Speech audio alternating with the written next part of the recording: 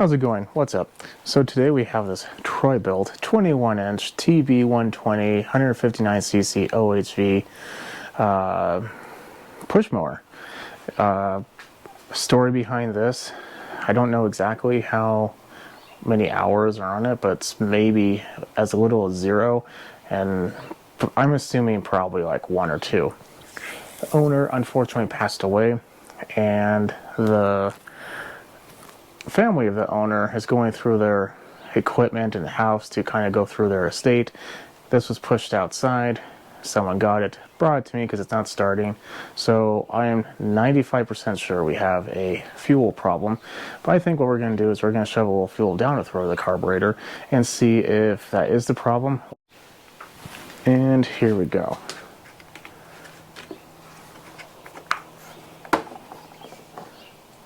So the only thing in here so far is spider webs, a little bit of grass. Now, hold on. Oh my God, look at this. I mean, literally brand new. So I know that the house it came from, it's not that far away.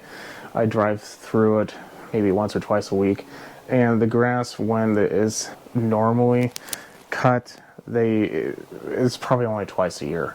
I'll just say that this person before wasn't the beacon of yard maintenance. Unless you like the El Natural look, then probably would like that. There's a few of those here in the Northwest. More than I personally would like.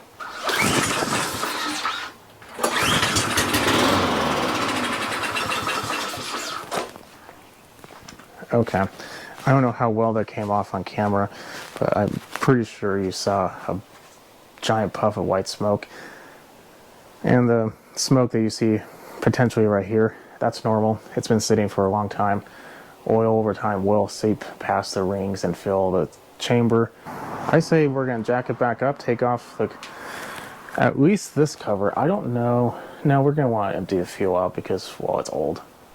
It even has a sticker on it. I think that's a Walmart sticker. I don't know. I'm not going to really mess with it. But here we go.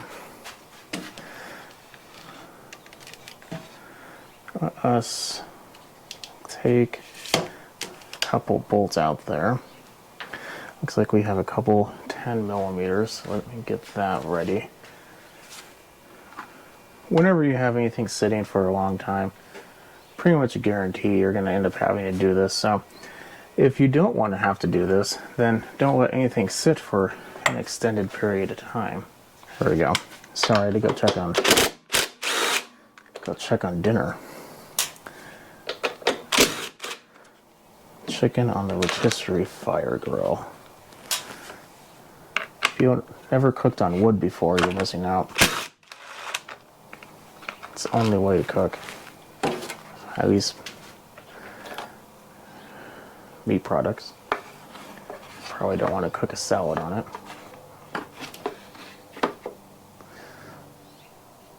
Oh yeah, that is just brand new. Take the plate off. The exception of the excess amount of spider web going on here.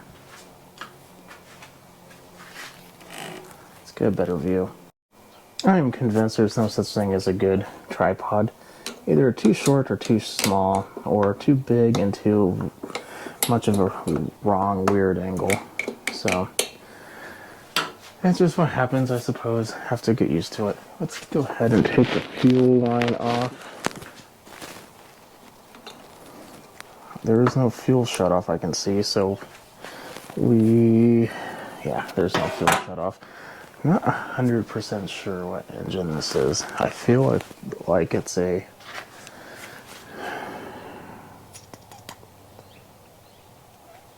I don't know. It has the same look as a Cub Cadet engine. I'm sure it's not, but it just has that look. Where does that go to? Oh, I see. That goes to a little fan. And when the flywheel spins up, the fan moves and then takes the choke off. easy design. That's good. Don't have to worry about pretty much anything seizing up, except for maybe the shaft. Oh yeah. So that's good. Sometimes something like this, you really have no need to overcomplicate something. An auto choke, for whatever reason, something that many companies love to overcomplicate. Talking to you, Honda. But I guess you don't have to worry about that anymore. There's no more Honda mowers.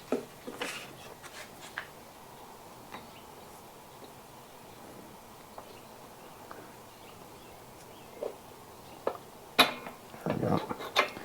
For a line that's pretty much new, that really did not want to come off. Because the paint is pretty much the way it came out of the box. Assuming it came out of the box. Let's just go ahead and put a towel down there, absorb some of that, and absorb anything that might come out there.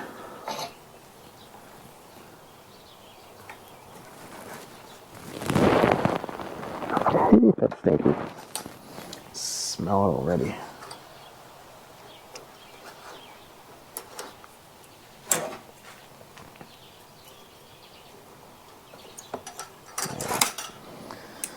There we go. Please tell me I don't have to take off the top. I think we do. Okay, so we either have to take the top off, take the fan off, or we have to take one of the studs out, because it's not wanting to let go. I say we take off the stud. Because this one at least can pivot, and the way this is, it bends in. Hopefully the pivoting of that will be enough to allow us to slip it out. Now I just need my wrench.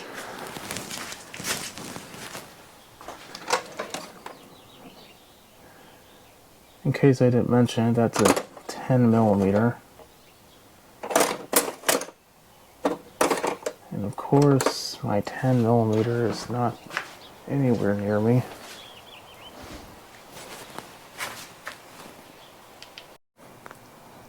These are the nuts that came off the machine, by the way.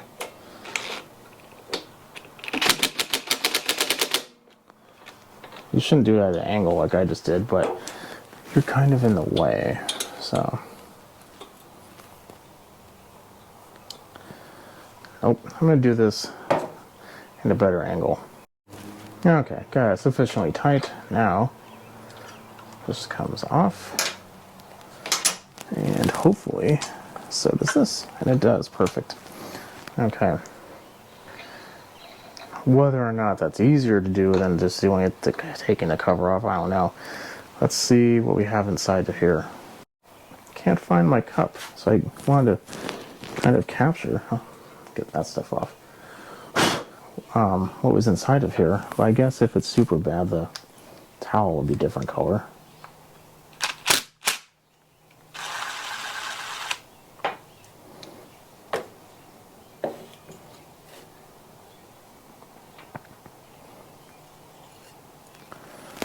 Oh my. Yeah, that's actually a lot worse than I thought it would be. A lot worse. Okay, well, this towel is officially soaked. Let's just get this out of our way.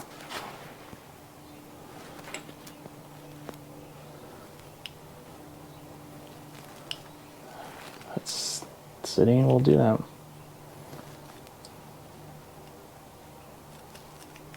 Uh-oh. Needle stuck too.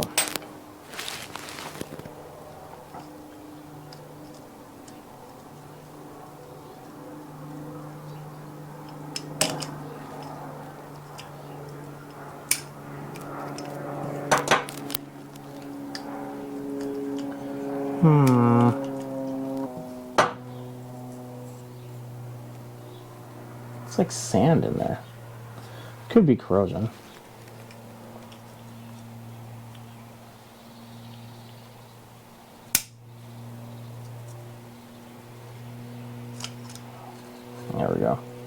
Yeah, just a bunch of gunk. Oh my. Okay, so I'm gonna turn on the ultrasonic cleaner because it needs to get hot in order to get that started. It takes a moment or two. It'd be a miracle if this came out.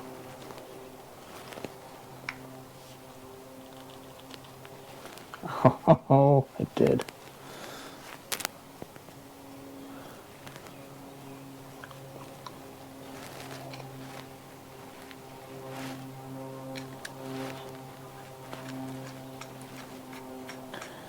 Actually had to go to the doctor not that long ago.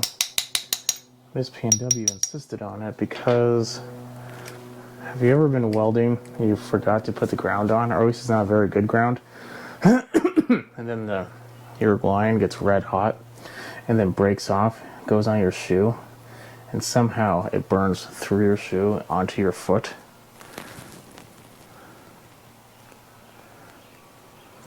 That was a new one for me. Then you get told, why are you welding in sandals or flip-flops? Like, I'm not. It literally burned through the shoe.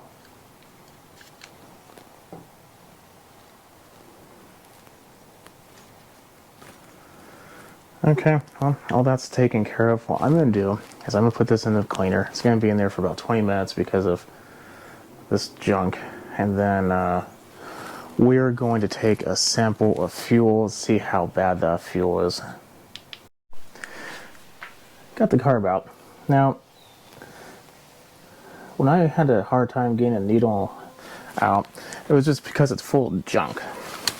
Of fuel, crystalline over, not crystalline, but gooifying, gunkifying, there we go. Probably from the ethanol. It's always from the ethanol. But more importantly, we need to make sure that it's a clean surface. So I put a Q-tip in a drill. I'm going to spray the end of it. I also took off some of the cotton because it's just too thick for a lot of these carburetors. Just going to do this.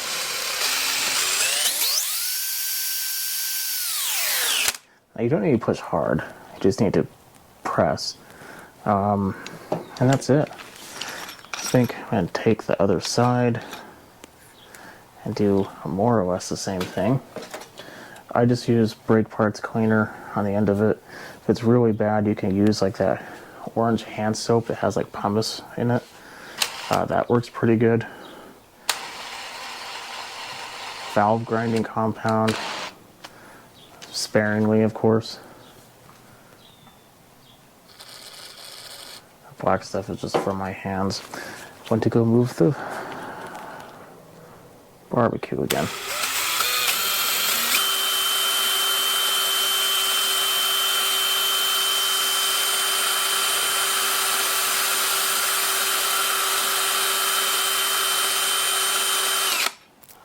Now, Q-tips are not the strongest thing in the world. You do not need to put pressure on it, at least not that much pressure. If you do, then it will very quickly just fold up on itself and be useless. Okay.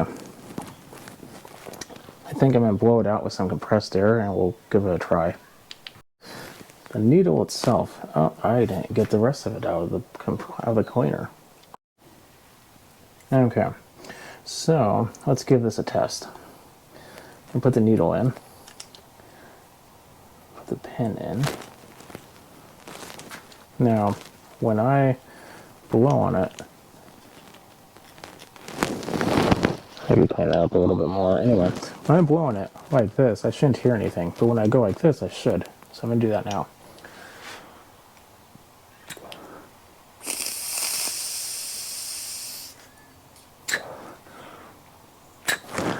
Everything appears to be good. So, I think it's time to reassemble. Now, because this jet was so plugged up, this is a micro drill bit. You don't need to have one, but I think it's going to be useful for me just because this thing was pretty nasty. And this is too small of a drill bit, by the way. But it's just gunked in there. How gunked. So, I'm going to take my micro drill bit and we're going to clean out the jet. You don't need one of these, like I said. You can use like a wire from a wire brush.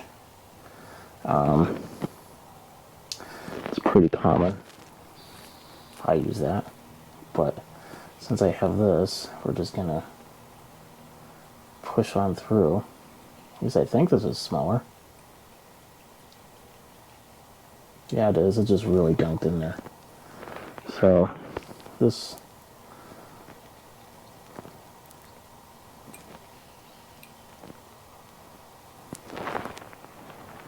I'm not drilling it out or anything. This is just to kind of drill out the crash. Now that we have that, I have glasses on, so if you do this, be careful. I'm going to take some brake parts cleaner. I'll do it from the other side. And you should be wearing gloves.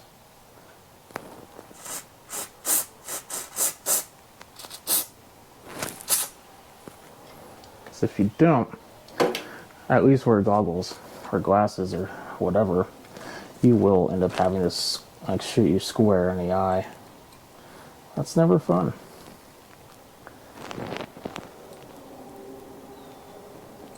So I'm going to spend a little time. I'm going to go through that, make sure it's super clean in there, and then we'll put it back together. And we're back. So got everything clean. We're going to put everything back together. Hopefully it's where it needs to be. And I'm going like 2 or 3 sizes bigger on the micro drill bit set to kind of make sure I got all the gunk out of there.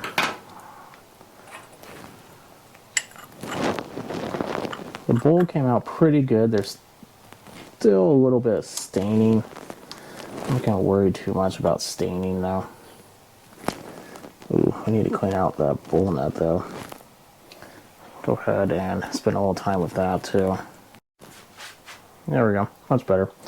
So let's go ahead and put that back on. And if you're unaware, this goes on the opposite end of the fuel inlet. That way it's accessible from the front of the mower.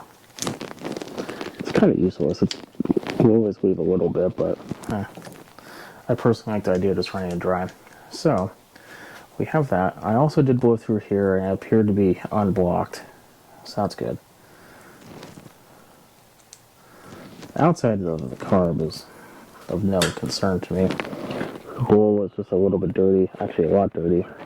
Still stained, but that's about it. The fuel, there was like maybe 2 ounces in there, so that's really good. And it was just what we expected. Super bad. Now, let's put that back on. And I guess while we're here, we'll put the throttle. You can't see though. It's not very well. Not with my hand there. Well, we're not going to worry about the throttle at the moment. We're just going to put this through. We're going to line that back up. There we go.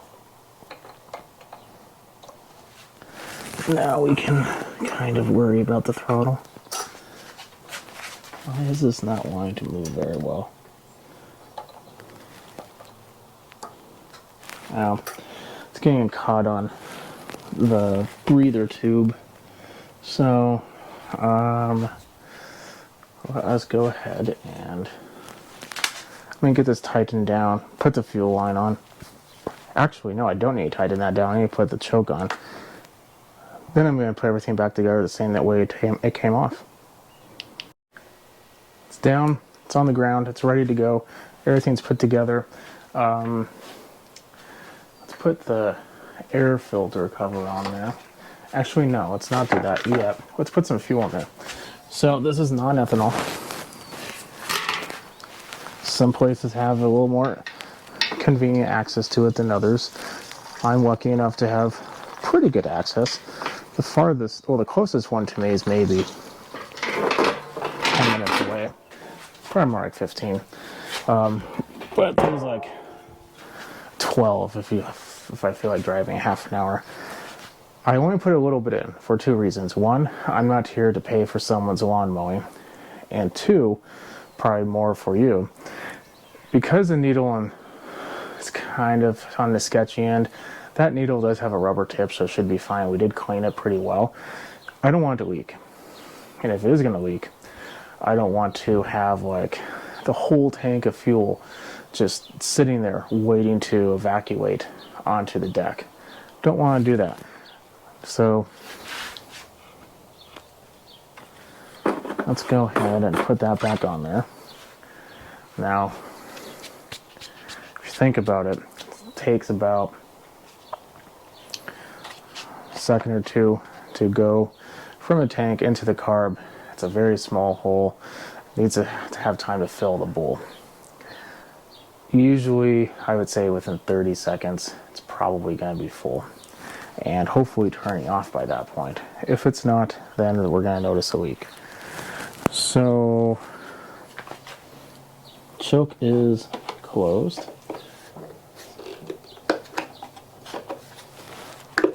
There we go. And still dry. Let's give it a pull. It's been about 30 seconds, at least.